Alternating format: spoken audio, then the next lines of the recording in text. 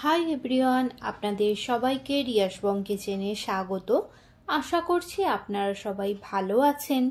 কিভাবে খুব সহজে সুস্বাদু পাটিসাপটা বাড়িতে বানিয়ে নেবেন সেটাই আজকে আমি আপনাদের সাথে শেয়ার করব। চলুন রান্নাটা শুরু করা যাক। প্রথমে আমি পাটিসাপটার পুরটা বানিয়ে নেব। তার জন্য কড়াইয়ে একটা গোটা নারকেলকে কুড়ে নিয়েছি সেটা, আর তার সাথে 1 কাপ দুধ দিয়ে দিচ্ছি। ভালো করে মিক্সড করে নিয়ে এই টাইমে আমি 2টো এলাচ অ্যাড করে দিলাম। আমাদের নারকেলটা তেমন মিষ্টি ছিল না, তাই আমি এখানে 4 চামচ চিনি অ্যাড করেছি। আপনারা আপনাদের স্বাদ মতো চিনি দিতে পারেন। আবারও ভালো করে মিক্স করে নেব। চিনিটা যখন দেখবেন গলে গেছে তখন এখানে 1 কাপ খেজুর গুড় অ্যাড করবেন। এই খেজুর গুড়টাই আসল জিনিস, যা পিঠের স্বাদকে দ্বিগুণ করে তোলে। ভালো করে মিক্সড করব যতক্ষণ না নারকেলটা শুকনো হয়ে আসছে। দেখুন পুরটা আমার রেডি হয়ে গেছে। এবার আমি অন্যদিকে একটা বড় জায়গায় 2 বাটি আতপ চালের গুঁড়ি নিয়েছি। তাতে 2 কাপ ময়দা দিয়ে আমি আস্তে আস্তে দুধ অ্যাড করব। আমি এখানে 500 ml দুধকে ভালো করে জাল দিয়ে তারপর ইউজ করেছি। প্রথমে হাফ মিল্ক অ্যাড করে ভালো করে মিক্সড করব, যাতে ব্যাটারটার মধ্যে কোনো লাম্পস না পড়ে। বাকি হাফ মিল্কটাও আমি আবার অ্যাড করে দিচ্ছি।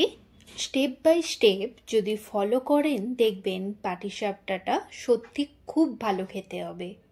এই টাইমে 1 চামচ নুন আর 1 বাটি খেজুর গুড় আমি অ্যাড করে দিচ্ছি। আবারও ভালো করে মিক্স করে নেব। ব্যাটারটা বেশি ঘনও হবে না, আবার বেশি পাতলাও হবে না। চাটুটা মিডিয়াম আঁচে রেখে আমি ওতে ঘি ব্রাশ করে নিচ্ছি। আমি এখানে ঘি ইউজ করেছি, আপনারা চাইলে সাদা তেলও ব্যবহার করতে পারেন। ঘিয়ের জন্য পাটিসাপটার স্মেলটা ভালো আসে। 1 হাতা মিক্সারটা দিয়ে দিচ্ছি।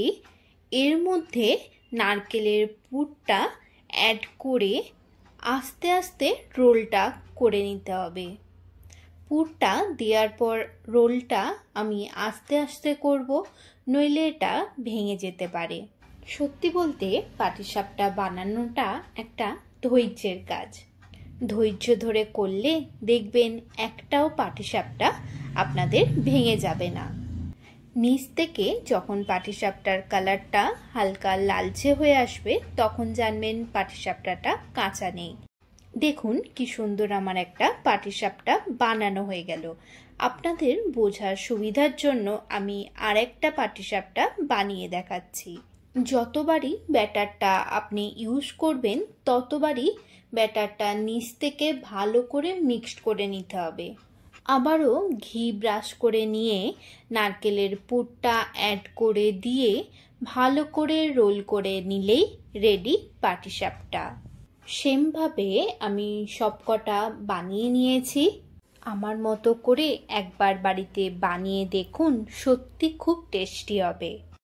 এই বিষয়ে যদি কোনো প্রশ্ন থাকে তো আমাকে অবশ্যই জিজ্ঞাসা করবেন।